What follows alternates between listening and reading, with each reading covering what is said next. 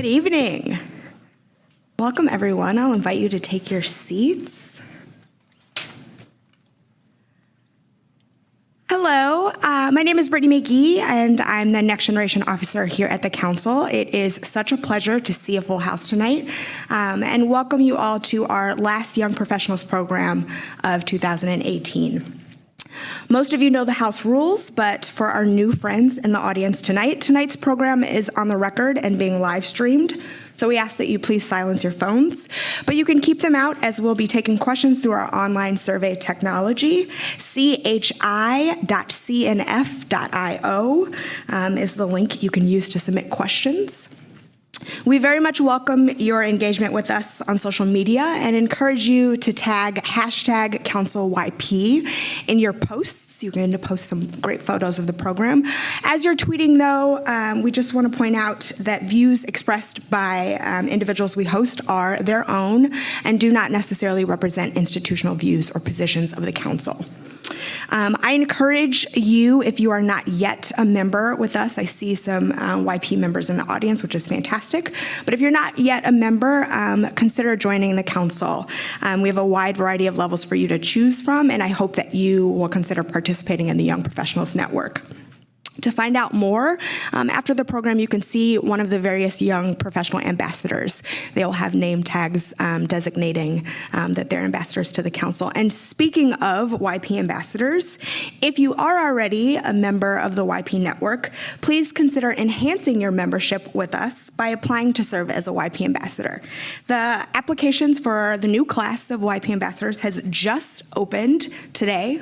And we'd love for you to join us. We are looking for eager and enthusiastic leaders to help grow the Council's Young Professional Network through sharing their own personal and professional networks, ideas, and various resources with the Council. So apply now through January 14th.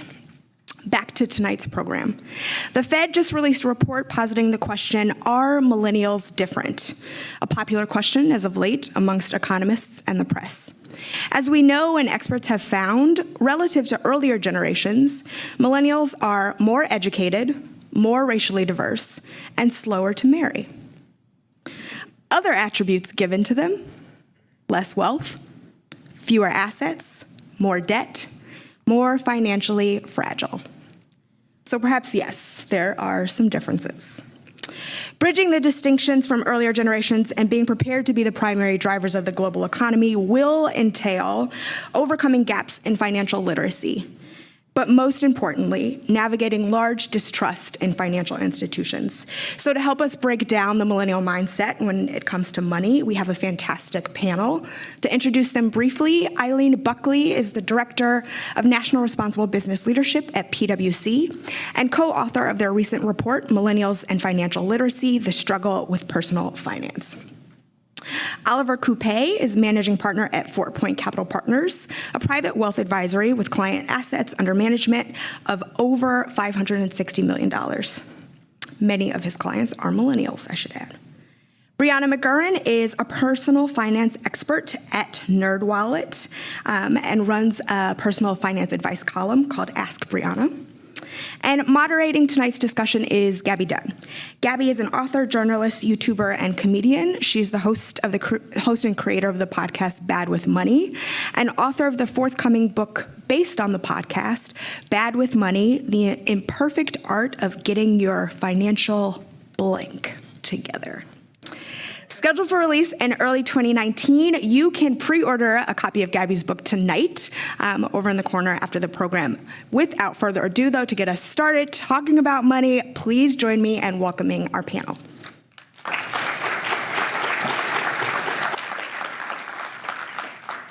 Thank you, Brittany. I'm Gabby.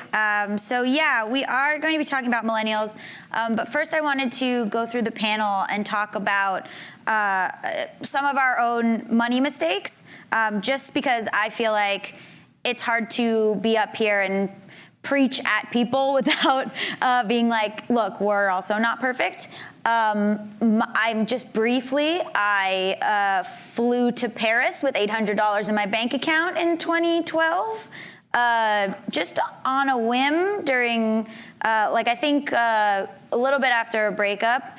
had not any money to spend doing any food or attractions or anything once there, and was kind of in a spiral of every 4 years, almost on the election cycle, having a full-on money breakdown. The reason I started the podcast was because I had branded deals for my YouTube channel that would cause backlash from the fan base, where they would, mock me for doing commercials or be upset that their weekly video was taken over by a company when I had done, 200 videos for free prior to that. But who cares? And so that same day that one of those comment sprees was going on, I was looking for quarters in my car and crying. And I realized there was a complete disconnect between the ways that people present themselves with money and the reality of money, and the ways and the taboos of talking about money were just astronomical. In the first episode of my podcast, I went to a coffee shop and I asked people 2 questions. One, what is your favorite sex position? And everyone was happy to answer. The barista was like, doggy style. I was like, I didn't ask you. And then I said, how much money is in your bank account? And everyone told me to get away from them. So if people from our panel wanted to give a little background on their own money situations and how they came to be in this profession. Yeah, happy to. Hi, everyone. I'm Brianna. And my money story is that, so I wanted to go to NYU from the time I was 13. I decided I was going to go to this one college. My sister went to college in this city. I'm from New York originally, so I would go visit her every weekend. I just thought it was so cool and hip, be in New York in the West Village. So I knew I wanted to go to this school. My parents didn't graduate from college. They were so excited that I could potentially go to a school like this. We decided together we were going to make it happen. I got in, which was so exciting. I don't remember having a single conversation about how to pay for it. I mean, really not one conversation. How is this gonna happen? How much money could we feasibly borrow and still be solvent? And so I ended up borrowing student loans. My parents took out student loans. I still feel guilt over it. And if I were to go back and talk to myself, I don't know that I would say go to a different school, because it was my dream, right? But I would maybe say, talk to your parents about how much this costs. Do the calculations as to what your student loan payment is gonna be when you're 21, 22, until you're, however old, and really go into it with open eyes, because then maybe you can search for outside scholarships or do things that are a little bit smarter than just blindly take out loans. Oliver? Very similar story to that, but since I'm a financial advisor, I've never made a money mistake, obviously. So, go to the next question. Similar situation on the student loan side. So my parents also immigrated from the Congo, from Europe, and then we immigrated with them from Europe to Detroit. So we did not really have the concept of how to manage wealth for a number of reasons. Just being a new country, also the fact that a lot of financial service industries aren't geared towards minorities. So my parents felt they were proud individuals, but never asked for help, even though they were high income earners. And I have 4 sisters, and at one time 3 of us were in college at the same time. I went to Northwestern, Kalamazoo College, and Michigan University, and 2 of them are private schools. So we were going to school, and luckily enough, I was able to get a scholarship playing soccer there. So a portion of my loans were paid, but Northwestern was still $50,000 a year at that time. I think now it's close to almost to 70. So. And I still have student loans from that time. And I see my parents now struggling to keep up on these loans, and we're all in position now to take on those loans. But it's, again, a conversation you have to have with your parents, or you think about having kids or have kids and you're saving for college. Know that this is going to be probably the biggest funding need besides your retirement is education. So. For those that are having kids, understand that saving for retirement is one thing, but saving for education is probably the second biggest investment you're going to make. So figure out how much you're going to put that burden on your children and how much you're going to put on yourself. Yeah. Eileen, Buckley, to kind of refresh, but similar stories, but also I had a hard time even thinking about which story I would share, because I feel like I've had an interesting ride. But to keep it short, I went to a state school undergrad, and then I went to Vanderbilt University for grad school. and had scholarships and was working, but then also took out loans to pay the balance. And because financial education in this country, especially, you know, when I was in school, it wasn't very robust. I never took a personal finance class in high school. I was a psychology major, so I wasn't taking, you know, macroeconomics or finance in college.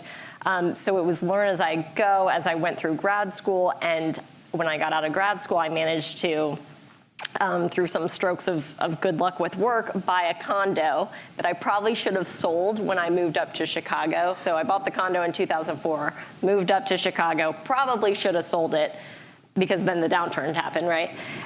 So now all these years later, I still have this condo, and I now have 2 children, and we're thinking about, you know, is this condo, and since have acquired another condo, are these gonna be the vehicles that pay for our kids' college? So we're kind of, you know, I think my point is that I've kind of learned as I went, and I don't think that that's ideal at all. And in my role at PwC, have had the opportunity to do a lot of financial education for K through 12. So I want to be clear, I'm not a financial advisor. I've taught young children and grade schoolers, et cetera, and then got into millennial research. So we'll see. Hopefully those condos will put our kids through college. We also have 529s and all of that. But I was going to say, just let the kids live in their own condo. Oh, yeah. Seems ideal, right? Yeah. They can take care of themselves. So this panel is about millennials. So, I mean, I struggle a lot with what a millennial means. I think a lot of times when we talk about millennials, we're talking specifically about middle class to upper middle class to upper class millennials. I don't think that we take into account, in terms of all the stereotypes about millennials, anyone in the lower income bracket. I think those people are just largely considered poor, and that's it. And so, you know, statistics have shown that a lot of millennials actually work in the service industry or retail industry, and are actually, obviously student loans are huge, would be benefited by maybe also thinking about the minimum wage as a millennial issue. So what do you guys, what does millennial mean to you, and what do you know about the millennials that you've talked to or worked with? Like, what are the things that you see consistently? I can start. I would say that millennials, first of all, we were talking in the back about how it's the biggest generation. They've overtaken baby boomers in terms of the sheer number of people in the generation. It's the most diverse generation. So when you talk about millennials, it's actually not only the biggest, but the most diverse group of people. There is no way that you could say one word is going to cover all those millions of people. So I think we're all in agreement on that. And then also, I think it was the Pew Charitable Trust did a study that 2/3 of millennials don't actually have access to an employer-sponsored retirement account. So when we say things like they're not saving for retirement, it's actually, a lot of them can't save for retirement. And when they do have access to a retirement account, they're actually saving quite well. They're taking advantage of that opportunity. So millennial to me means somebody who, first of all, I don't know what it means. It could be a broad cross-section of people because there's so many of them. But it's also someone who's trying really hard with what they're given. And the economy has not been kind to them, unfortunately, which we'll go into, I think, quite a bit more in the panel. And they're doing the best they can. Yeah, for me, millennial, I mean, just by the definition, kind of so we can get a range in years, people born between 1980 and 2000. So they're in their early 20s or mid 20s to just entering their late 30s. And to me, it's 3 things that we all millennials have experienced. One, we are the digital natives. We've grown up with phones in our hands, technology, well enough into our teens, into our adult life. So that's one thing. So we've grown up in a very fast-paced, probably the most fast-paced economy, society that any generation's ever had to deal with. Secondly, we are probably, most of our first jobs or our jobs at the time came from the post-Great Recession era. So we had to deal with that. And we're also probably the first generation to deal with complete globalization. So those are the 3 factors I think that millennials understand and kind of identify themselves as. So it'd be the technology, the post-recession, and the globalization, to me, what means the millennial. The ones that come to you in your line of work, what are they looking to do in the future? What are they trying to, what are their goals? Yeah, so kind of our firm is, everyone in our firm that we just started, A&O Advisors, we're all millennials. So we're millennials advising on millennials. And we came from a big firm like Merrill Lynch, where They had minimums on how much you could invest with the firm. You had to have $250,000 to become a client. And here I'm as a millennial talking to my peers, and no one in my age group at that time could afford that. So the folk, once we left Maryland, so we could help those individuals that were millennials, because we're at the stage where we call ourselves accumulators. We have jobs, we have probably six-figure salaries or so, but we're not financially free. And we're trying to get to that 250 mark with these clients in the next 5 to 10 years, but they need help doing so. So we're looking at those accumulators now that can't go traditional wirehouses and say, hey, help me put a financial plan together. They're going to kick you out the door and say, no, we can't make any money off of you. So we want to bring in those individuals who are those accumulators, where we just start putting together savings goals, budgeting, and that's really it. Like investments we don't even talk about, because the only two things you can control as an individual is how much you spend and, for the most part, how much you make. Markets are unpredictable, so we always talk to our accumulators, like, control the two things that you can, and then we'll talk about investments when we get to a certain point. So that's who we're talking to in terms of millennials. What does millennial mean to me? I do think that I have a skewed view because I work at a firm where the average age is 27 and we hire about 10,000 people off campus a year. So you are regularly reminded of what the struggles of that, again, that micro group within the broader generation is. The technology piece, I think, is huge, and I think of that magazine cover, the Me generation. I hate that cover. I know. I hate it so much. Yeah, and the stereotypes, never before has a generation been so stereotyped. On a positive note, I think that this generation has the opportunity to create more financial education. So again, we all shared about how we were caught on our heels on different things. I think going forward, there's a greater opportunity due in part to, and we talked about it a little bit previously, fintech and other technology tools that just make education more accessible for all.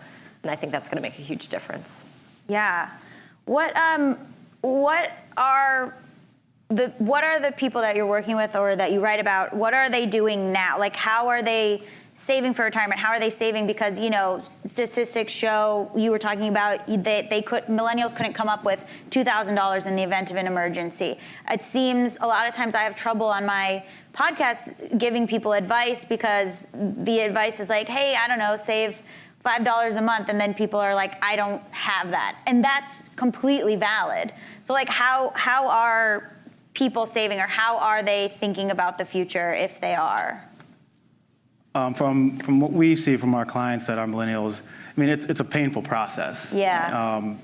From telling them, for one thing, the picture of retirement is so far from millennials' minds. Like, we don't even, most clients can't even conceptualize retiring. Yeah. Because they think, okay, that's 20 at the minimum years away if I'm lucky enough to retire early. Otherwise, it's 30, 40 years away when I'm 70. We're also dealing with the fact that a lot of the government benefits and support, Social Security, like we plug in all our income sources from our clients, both current and future. We don't even enter Social Security because we don't even think that's going to be funded at that time. So all these safety nets for additional income, pensions don't really exist anymore. So there's no employer defined plans anymore as well. So when it comes to retirement, a lot of us millennials push that away because we're also very optimistic, like financially optimistic, like, oh, I'm going to get my next job and I'm going to make it. So we teach our clients to max out their retirement funds, even though it's going to be less discretionary money coming to them every month. You have to max out your 401ks. If you max out your 401k right after the recession, you made $230,000, 230,000% or 230% off of your portfolio. If you put 18 grand in there every single year, you can just do the compound interest and see what you've been 11 years later. You'd probably have $500,000 in your 401k by now, and that's great. You'd be probably in your mid-30s. So maxing out your 401ks, taking advantage of that free money that your employer is willing to match you on that contribution. If you put 18K and they give you 6% up to your salary and you make $100,000 a year, that's $6,000 that's going into your account by only you putting $18,000. That's 30% return on your $18,000 for doing absolutely nothing. So you can't get that return pretty much anywhere else. So take advantage of the matching and the free money that employers are willing to give you. And then obviously take advantage of the IRAs and those retirement structures as well. Just tax-deferred growth is going to make a huge difference. Might be painful on your own side, month to month, not having that extra $2,000 in for discretionary income, but down the line, it's going to make all the difference in retirement. I think it's terrifying for a lot of people, even to try to comprehend. Like, I know we were talking about, you said you're teaching K through 12. I had no financial education. I mean, until I made the podcast my entire life, this thing that was supposed to be part of being an adult, I had no concept of it. I threw my mail away. I was like, if the bills are important enough, they'll find me. Like, I had no concept. They do find you. And I just like the idea of any of it. My head was so buried in the sand. And then to understand any of it became a full-time job for me. And it's hard, a lot of my friends do almost all freelance work, or their jobs are made up of a bunch of different tiny jobs. And so it's so intense to even try to unravel stuff. And I answer questions about money, but I also spent 2 days ago, 24 hours on the phone with Bank of America being like, oh, they think I'm gonna hang up, but I won't hang up, I'll end this.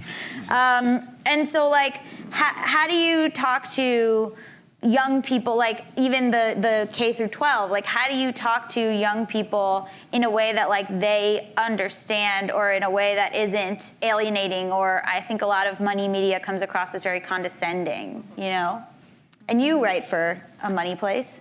I do, and my column runs in the Associated Press, so it goes all over the country and has a pretty wide socioeconomic and geographic reach. Mm-hmm. So really, I think what it comes down to, and a lot of what you were saying, Oliver, is true, that they're very specific rules. There are really only a couple of major rules that everyone needs to follow, and it really doesn't matter how old you are, actually. And the first thing is you have to save cash. You have to save $500. You gotta save $500, and if you can save more than that, that's great. You gotta work up to 3 months of expenses and then 6 months, but save $500 first, and then you're gonna probably be able to get out of some pretty basic jams. And then after that, you get them out in your 401k, or you open a Roth IRA if you have to. With an audience like mine, I do want to say, if you don't have a 401k option, there are things that you can do on your own to save for retirement. So that's really important. And I think also, beyond the basic rules, millennials have to take on a lot of risk. The fact that pensions aren't available anymore, and the fact that we have to learn on our own pretty much how to build credit and what credit even means.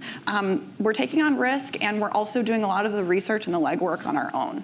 So it's really up to us to be really conscientious about where the information you're getting is coming from, and keeping yourself accountable to following these rules. I'm going to add to that. That's great. Another personal story, when I was in grad school, I went to DC for the weekend to see a friend who was arguably kind of my most successful friend we knew each other from college. Gross. Just kidding. And she was working for Buckley at the time, and she had Money magazine and I can't, other just what I felt were very adult magazines. I was 21 at the time. And I said to her, I was like, Carly, what should I be doing here? I'm feeling intimidated right now. Should I be thinking about this stuff? She's like, if nothing else, Eileen, open a Roth IRA and put $50 a month into it. And it was just, because I felt behind when I saw her and where she was at and where I was. And it was very motivating to me, because I'm thinking about the folks that are, maybe not earning six figures, maybe, at a different level, and then also behaviors. So with the little ones all the way up, we do a ton of high school and college students we speak with, budgeting, choices, retirement. My whole picture, I probably think of retirement way too much. My whole picture changed when Jean Chatsky, who you all may know, a personal finance expert, she said, for me, retirement isn't some boring, obscure bank account, it's this. And she put up a picture of her vacation house in New Jersey. And I thought, oh, I got it now. Okay, yeah, I can get behind this. it's not when you become useless. It's when you can, I see it as and I think a lot of millennials, when you can work without worrying. I act. I hope to be like June Squibb. I'd love to be nominated for an Oscar at like 85, but I don't want to have to have done that, Transformers 7 or whatever. So I will take Transformers 7 though. Michael Bay, please call me. So let's talk about credit card debt other than student loan debt. How do you deal with like accumulating credit card debt and like how does this affect the millennial money decision? Because also we're looking at a NerdWallet analysis that millennials spend less than other generations on frivolous stuff, even though people think that we do, like clothing and entertainment and alcohol. And I have a lot of friends who actually are just like, oh, I don't drink anymore. Like I just don't, because it's just like throwing money into a cannon and then throwing that cannon up. So, even backstage, we were discussing how post-election, a lot of millennials started spending a lot of money donating to Planned Parenthood, donating to LGBTQ causes or whatever. So, what are we spending on? And also, where does the psychology behind getting all this credit card debt come from? And what do you do in that scenario? I think millennial spending, I would say, is aligned with other generations. Like, we're really not doing anything all that different. And in fact, sometimes we're doing better. We're not buying diamonds. We're not buying diamonds. We're not buying a ton of avocado toast, put that to bed. But I do think for everybody, no matter what age you are, pay off your credit cards every month. It's another one of those rules. And if you do it, you'll also have a really good credit score, which will get other things for you, like a house and a car and an apartment when you apply for one. So if you can internalize that starting really young, that your credit card is not something you pay a minimum payment on. It's something that you just pay off at the end of the month, or you make a couple of small payments throughout the month. That's really crucial. And I think in this audience, folks are at the early start of their spending careers or as consumers. And so if you can start doing that now, you're going to be ahead of the game on a lot of different ways. I think it's also, us millennials don't ask for a bunch of credit cards to be available to us. It's just the way that the economy has went. And I think it's a basic factor of supply and demand. There's more of us, there's more banks, there's more access to credit, and therefore there's just more credit cards out there. But I think it's also a trend that credit cards get you more than just your debit card now. You have points. You can accumulate things. I think we're financially savvy, and I think we are more financially educated than most other generations because we utilize all these different aspects of credit cards and just finance in general to our advantage, where we're not paying over, we're flying everywhere, and I see this Instagram meme where everyone's asking how can all my friends afford all these trips? It's because a lot of us are using credit card points to fly, or we're actually a share economy. We're more of a share generation. We share our Airbnbs. We share our rides to work. We're sharing everything. So I think that's where we make up for the instability in the external financial situation is by the fact that we do use credit cards and we do have a lot of debt on them, but we use it for a purpose. Mm-hmm. Yeah, when we're talking with students, we always say, do you want to pay, $500 for the iPhone, or do you want to pay $1,000 if you factor in the interest? I mean, just, you don't want to feel taken advantage of. Don't do that. Look out for yourself.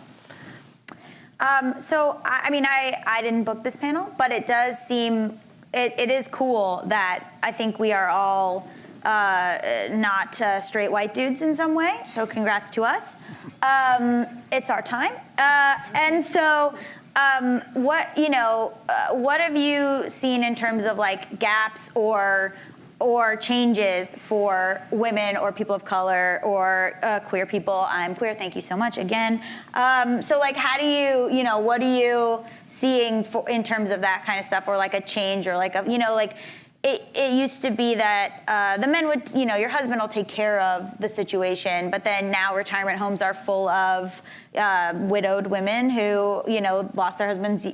Men live, less time. And so how has that changed, or how have people kind of taken control of stuff that aren't the typical person? You were talking about the other people that were working at your firm or that were the clients of your firm were mostly older white men. Yep. I think it really, starting at Merrill Lynch, I was the only black advisor in our office out of 130 advisors in Chicago, downtown.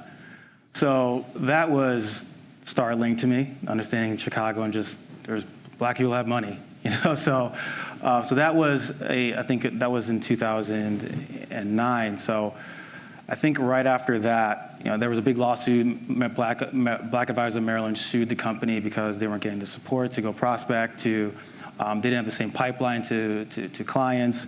So I think that change happened within the wealth management financial world that, hey, we need to actually have more people represent the people that we're trying to get outside of here. So I think that's the biggest thing that the financial firms, these large ones, have to hurdle these days is that, again, women make probably over 50% of the household decisions in families. So when we talk to clients, especially when we have couples, we actually direct most of the questions to the wife or the female in the couple. And I think that's when we left Merrill, we went to go to the IRA space so we can serve, again, that demographic of individuals who didn't feel welcome in these big firms because they didn't think their money was good enough. So we have made a really big focus on having most of our clients are black and women. We're a black minority, women and minority-owned business as well. So we're trying to, the money's always out there for minorities and for females and whoever is a non-white male or a white male is out there. It's just the resources have never presented themselves to them. So I think it's on the financial industry to welcome everyone in the door and teach everybody and get everyone educated, because I think that's going to rise the tide for everybody. Yeah, they need to see people who look like us representing the industry before they feel like they can feel comfortable in the industry. Yep. Yeah, and I would just add, again, looking at the schools, like we make an effort to go into, of course, we're not going to Francis Park or Lincoln Park, right? We're going to schools on the south and west side where there is a more diverse population of students, so that they can have access to these resources as early as possible. I think in the media, there's more women, people of color, and other that are coming up and really doing great in this space, as well as C-suite executives. Of course, I'm applying a very business-focused lens to this, but I think those examples are really important. Like you said, you got to see it to be it. Yeah. Yep. Yeah, I was struck. I talked to a couple of guys that do a podcast called Queer Money, and they were saying how they used to work for a financial company and they had, billions of dollars in marketing towards retirement, but they didn't dedicate any of it to LGBTQ couples. It was all, that older white guy who's like, staring at the other guy picking up his golf clubs. You guys have seen that commercial. Just to add to that too, just because most millennials are being entrepreneurs, the one thing that's going to be a big play is that as females step out and be entrepreneurs and start their own business, their access to capital is lesser. So again, on the banking side, to give opportunities to women, to minorities, to get money from them so they can fund their own businesses, and that's also going to change a lot of things. So again, I think most of the onus is on the institutions to make that change. I agree. I'll ask one more question and then we'll take questions from the audience. But is there anything that you guys think financial institutions or financial media or whatever could be doing to speak more clearly to millennials? Or is there some missteps that you're seeing that is alienating to? I mean, we've talked about they're more social justice focused. They care more about where their money goes in terms of like what they're investing in and making sure they're not investing in stuff they don't believe in. Is there like some big mistake that you keep seeing that you're like, they're alienating this group that like could be great, could come to this? Oh, go ahead. Just to list off a couple trends, I think impact investing is really exciting. Again, my team at work is the responsible business leadership team. We're very focused on responsible business practices. It's different than ethics. I think business is getting more pressure, as they should, to be transparent. So when you get, you sign up for a credit card and you get a page of, no one reads the fine print, right? So business is getting more pressure, and as consumers, we need to continue to advocate for ourselves and push leadership, especially as CEO advocacy has become a huge point of focus. So I'm optimistic about what's ahead in that, and I think overall business has a tremendous responsibility to make sure that their consumers are thoughtfully cared for. And you mentioned backstage the PwC does student loan matching. That's right. So PwC, along with a couple others, are at the forefront of student loan pay down. So if you come into the firm with student loans below a manager level, which I mentioned we hire about 10,000 students off campus, intern and full-time a year, you can, in your first year, you can get $12,000 each year paid down off your student loan debt until you make manager. And impact investing, for those that don't know, is investing in only places that are doing good things that you believe in. Yeah. That's a simple way to put it. I know things. Okay, go on.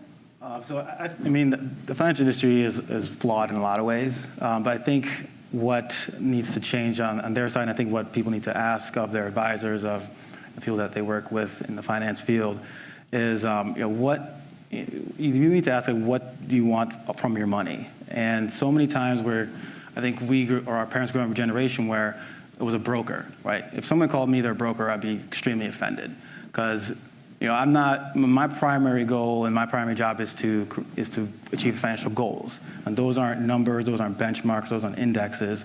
That's something that you tell me that you want to achieve. I want to buy a house. Or we're expecting our first child. How do we start planning for college? Those are the goals that whoever, the banks, advisors, those are the things that they should be talking to you and selling you on. Hey, we can help you achieve your goals, not get you 10%. Because what does 10% mean to you or for you? It's going to be different. But if I tell my client, if you ask our clients, like, hey, do you remember the best performance year when you were investing with A&O advisors? They couldn't tell you, but they could tell you the year that they bought their first house or they were able to retire. Like, those are the tangible goals that you need to ask yourself, what do you want to achieve? And then find the right resources to help you get to those goals. But because chasing returns, that's just a very dangerous thing. So I think that's what finance needs to start doing, is educate your clients, and also start talking about what goals and what return on life that you want versus what return on investments. I would add one thing to that too, that media and the financial industry both could do a better job of treating millennials like real people and not focusing on these, student loan debt is a huge problem, right? But putting out article after article about six-figure debt, really specific edge cases that make it seem like this is a problem for specific people who didn't manage their money correctly. It's really more about how does it affect the average person, and how does that affect your financial decisions outside of student loan debt? How does your student loan debt affect whether you can buy a house or a car or go out with your friends? Yeah, or healthcare and minimum wage also being millennial issues. Go for it. So we're going to transition to Q&A for our panel. Many of you sort of know the rundown here, but there will be microphones coming around the rooms for any in-house questions, and we'll also still be accepting questions on our online platform. Once again, the link is chi.cnf.io. Please feel free to submit a question for consideration. I just want to kick off our first question from online here, and it's a continuation of the conversation that we were just having about financial institutions. It's 2018, so we are 10 years out from the 2008 financial crisis, and there's been a lot sort of written about the sort of understanding of financial institutions this 10 years after this crisis. And so I'm curious if our panelists, and we can perhaps start with Eileen from PwC's perspective, can speak to how millennials, so it's perhaps a two-part question, have been affected 10 years after this crisis, and how the crisis has sort of, in what ways, transformed their understanding or trust in financial institutions. And we'll have you guys take a stab at that. Yeah. Many millennials came out of school during or right around the time that the downturn occurred. And this is an N of one, but we have a nanny that I was talking to yesterday, and I said, what do you think of? And she graduated college in 2008. And that was her thought. She said, I am, and again, I know this is one person, but I think her view is representative of a larger group. She said, I think I'm a bit more risk averse and cautious because of that. And I did do some research on that, and consistently, that is what I saw. Yeah, second that. I think, the crisis definitely left everyone pretty scarred, all generations. But for us, it's, we're burdened by debt, and then the fact that the crisis happened, we were getting low-paying jobs, or not as high-paying job as the Gen X or baby boomers, because we were the most unemployed generation at that time. So we have made about the same amount of money relative to inflation and cost of living that our parents did, but our cost of living is higher and we have more debt. So that's why it seems like we're kind of treading water a lot of times. So that, I think that's what really happened after '08, and that's why it made us so risk averse and wary of the banks, because they're the reason that everything collapsed. So I think a lot of us millennials, we are savers. We're good savers. We're sitting in a ton of cash, and we're just trying to get the right advice of what to do with it, so we don't happen to be in the same trap as we were in '08. Yeah, and it's a great point about income slowing. I think income's only rebounded to 2007 levels in September of this year. Basically, millennials experienced 10 years of slow wage growth and essentially lost income. So that means they're not able to save at the same rates as previous generations. NerdWallet did a study recently about the financial crisis, and we found across all respondents, 49% of people said that they trust banks less since the financial crisis. And it's not that surprising, I think.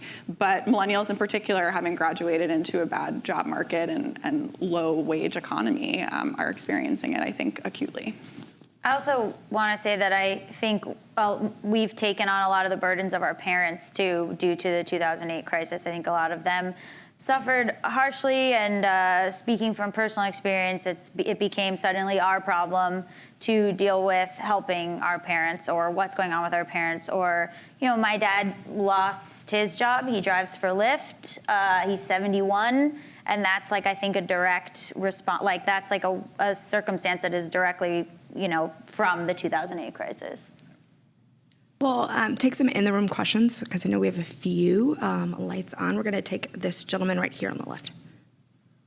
Hi, my name is Peter Gisella. Norm. It's on. Okay. Hi, my name is Peter Gisella. I'm normally at events in San Francisco, so this is my first time here. I have a parallel question for millennials that could address a lot of these different financial questions and more. There is a federal commission called the National Commission on Military, Military, National, and Public Service that's looking at a way to inspire youth to consider doing some kind of service activity. As a Vietnam era veteran, I became interested in a bill a long, long time ago that proposed moving the male-only registration at 18 to age 17 in order to facilitate a one-year on and off discussion about service in the context of doing nonprofit work, AmeriCorps type programs, or military service. And I just saw it as a powerful way to inspire each generation of youth to become very much more critical thinkers in the dilemmas we face moving forward. This commission is going to do an interim report in January and a final report in early 2020. Nobody knows about it. So I'm just hoping... Sir, is there a question there? Yeah, my question is, how would the millennials react to this concept of having them register at 17 to think about doing service and the financial implications of that in various contexts? So what are the financial implications of perhaps foregoing the job market for something like serving in the military or other service opportunities? My sister-in-law paid for medical school through being in the Navy. I think there are a bunch of friends of mine that joined AmeriCorps afterwards. I talk about in my book, I think this push towards college, specifically four-year university, at the detriment of a second mortgage for your parents or an incredible amount of student loans for you, maybe isn't the only way. And I think millennials viewed it as the only way, and I think Gen Z doesn't view it as the only way anymore. I did a bunch of interviews with community college students. Little to no shame in going to community college anymore. Dr. Joe Biden talks about community college as a free option that is actually it's a misconception that the education is not as good. It's just as good. And I think they are seeing the mistakes of our generation, and they are more inclined towards service or vocational school or community college or something other than getting bogged down in debt from a four-year university. So I don't know. I think the teens now, I don't know that they would be so adverse to other options in the future for coming right out of high school or coming out of college. We've got some pretty tactical questions here that I want to get through a few of them. One of the most popular questions this evening online is, what do I do first? Loans, credit cards, house down payment. Brianna, why don't you tackle that? Yeah. Credit cards, loans, house down payment, you can do at the same time, actually. It really depends on your personal need to buy a house at a certain time frame or in the near future. Some people, buying a house is a really important goal to them. Some people, it's not so much. Credit cards have incredibly high interest rates, and you have to get rid of them. That's really the number one thing. And the part that's not in there is an emergency fund. So please save that $500. Do that first, because then you won't put things on credit cards and then increase your credit card debt while you're trying to attack these other goals. Yep, highest interest, go by that. Yep. Here's a sort of related question, but I'll be very specific. The question is, am I giving money away by renting, which is a pretty strong sentiment? Am I just tossing money away by renting? Should I be buying, and when? I think a lot of it has to do with the market, right? So I think we're entering if you were to ask me this 10 years ago, yeah, you buy, right? You're at the bottom, interest rates are low, the Fed's has pretty much lowered them to one of the lowest times in history. Now, where it's a really pricey market, interest rates are rising, probably not the best time. So I think it's always based on the market condition, but also your ability to put down for whatever the value of the home is. So I think those are the two factors of, do you have the cash flow to put down a really 20% on something, and is it the right time in terms of the market? Is equity is owning worth it right now? So I think that's the biggest thing you got to look at in terms of when is the right time to buy. Right there. Thanks. Hi. So there was some discussion sort of early on about financial literacy among millennials, and a little bit too about the fact that we're doing it on our own because a lot of the traditional financial management vehicles are not available to us, right? So many millennials don't have access to a 401k. So how do you save for retirement and all of that we talked about in the panel? So my question is, do you think that the IRS, notoriously complicated, sort of adds to that mental burden of financial literacy and how we file our taxes, especially if we're working multiple jobs? Do you think that millennials in time will be the ones responsible for transforming our tax code? I hope so. I don't know, until this past couple years, I used to just bring an accordion folder to H&R Block, dump it on a lady's desk, and go, help me. So yeah, I mean, I hope so. What do you guys think? I know that's a tough one. I think it's got to get better. And of course, this has been an eventful year for taxes, which open up another thought. But yeah, I don't know. You would think so, just because this heading into the third decade of the century, which is insane to think about. Like, now is the time where millennials are going to have complete ownership and responsibility with how the economy is going to be structured. We're all of working age now, and within the next, starting 2020, 2030, the oldest of us will be in our mid-50s, possibly, so in our 50s. So we'd hope we have politicians and government officials that will help change the code to reflect our needs. So we'll be the bulk of the economy. Most of us are operating out of the gig economy, and I think statistically it's only going to grow until, I forget the statistic, but it's something like 50% or something around there is like people our age who are working in the gig economy now. So my taxes look crazy. I mean, my taxes are just like a bunch of papers. And so something's got to reflect that. The wealth gap's probably worth mentioning as well on that, is that, it's continuing to widen, and there's going to be implications for that, and they're going to have to be addressed, and there will be tax implications as well that will hopefully drive action, positive action. Lots of questions in the room. We'll get Max really quick.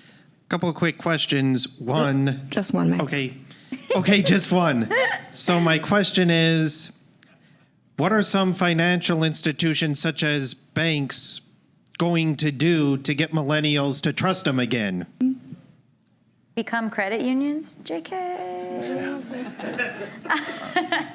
I think that banks are trying to compete with you've got SoFi, you've got Acorns, you've got Stash, Robinhood, I'm missing a couple that are moving quickly in this space, and they are building trust, right? So to compete for that capital, and they're going to need to make some changes and quickly keep pace and get ahead if they're going to kind of keep the market share that they have. What would you add? I think it's all about being personal. Millennials are looking for a person to talk to, and banks only come up when it's profitable for them to reach out to you. Oh, like your credit card's expired, or we can roll this over to transfer. So it's almost like we're just getting sold, or being sold at. So I think banks need to position themselves as, hey, we're here to educate you. We're here to help you figure out what your goals are and articulate those, and then we're actually going to put actual funding needs towards those versus just selling you product. Like we're sick of getting product thrown at us.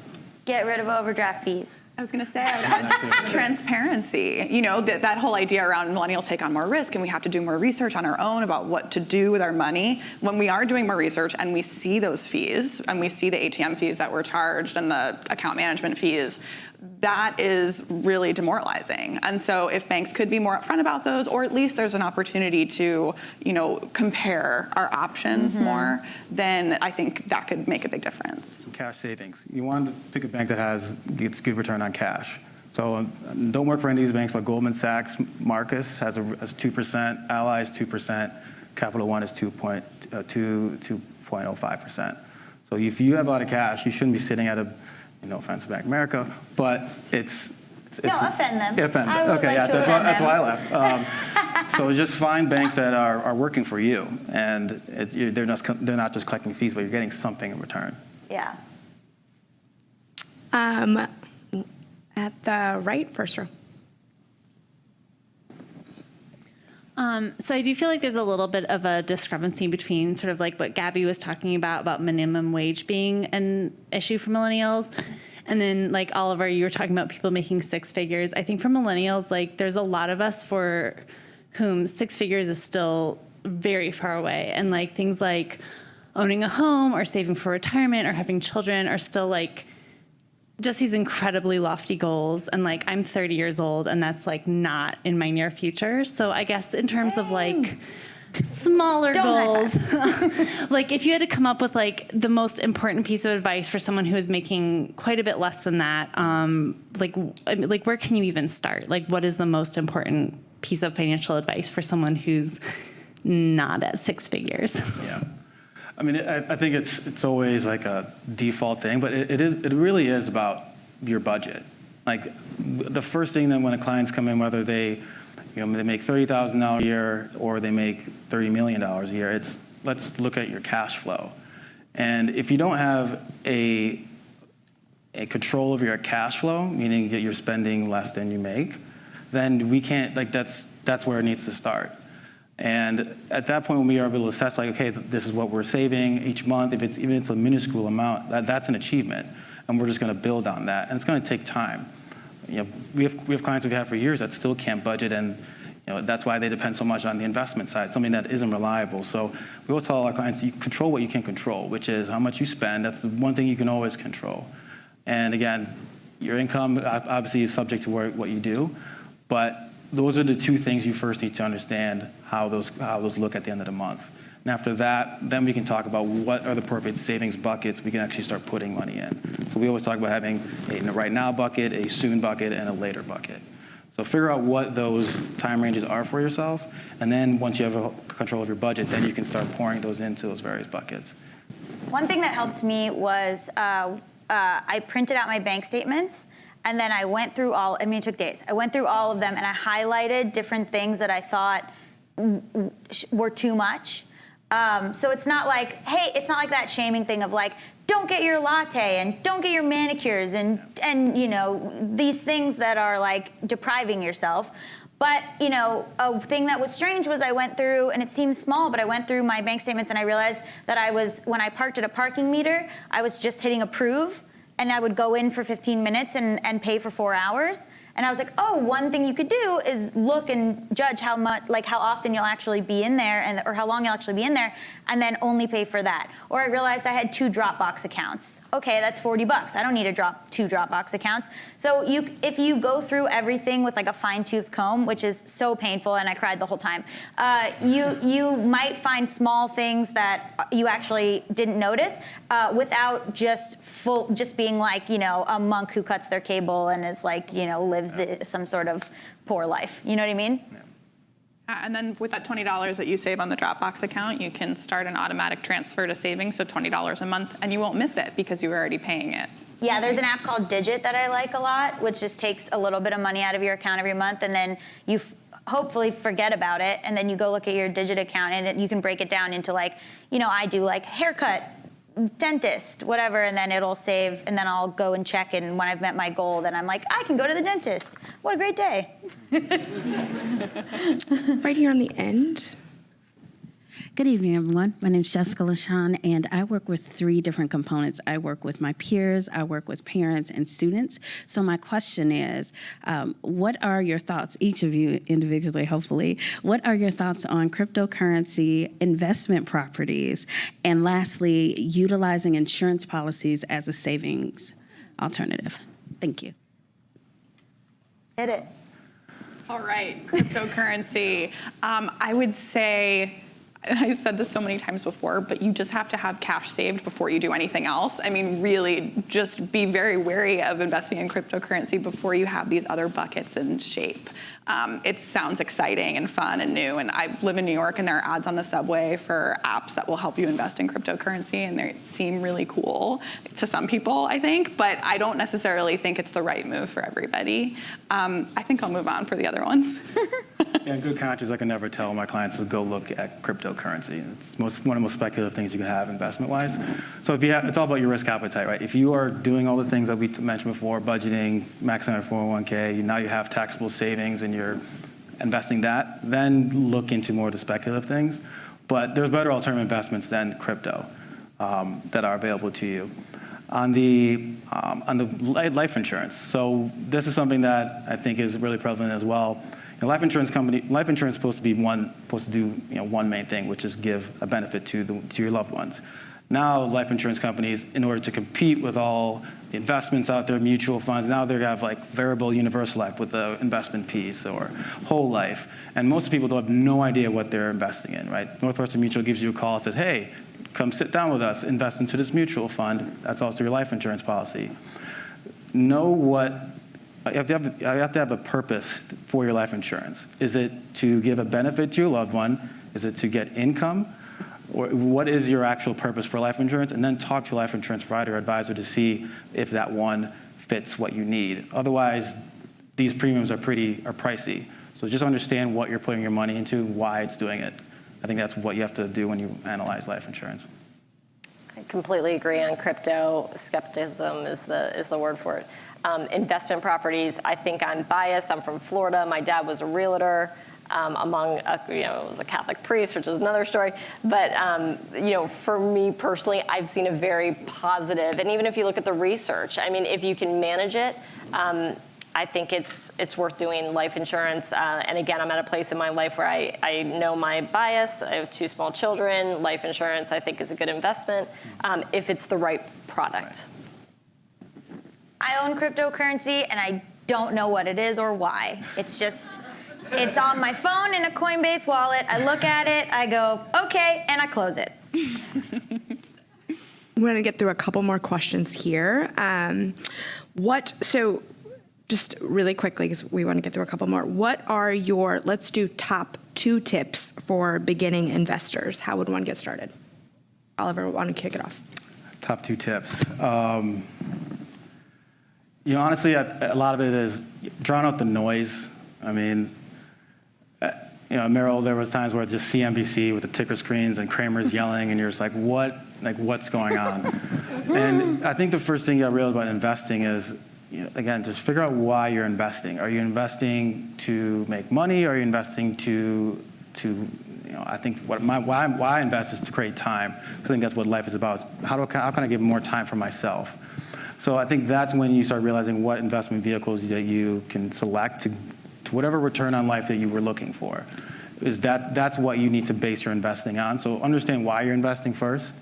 And then secondly, I think educate yourself as best as possible, whether that is through a tool, a software tool. I think that, or an advisor or a friend, someone that knows how to invest. I think those two things, understand why you're investing and then educate yourself, I think are my 2 tips for investing. Happy to go. I think a lot of people are reactive and emotional when it comes to the market, and the best, and I'll use traders, which is a total different, I am not a trader. The best traders I know are just cool. They can stay steady, and they've done well. And I think it's the same thing for the broad population. Like, you put your money down, you place, and you let it go, and you walk away.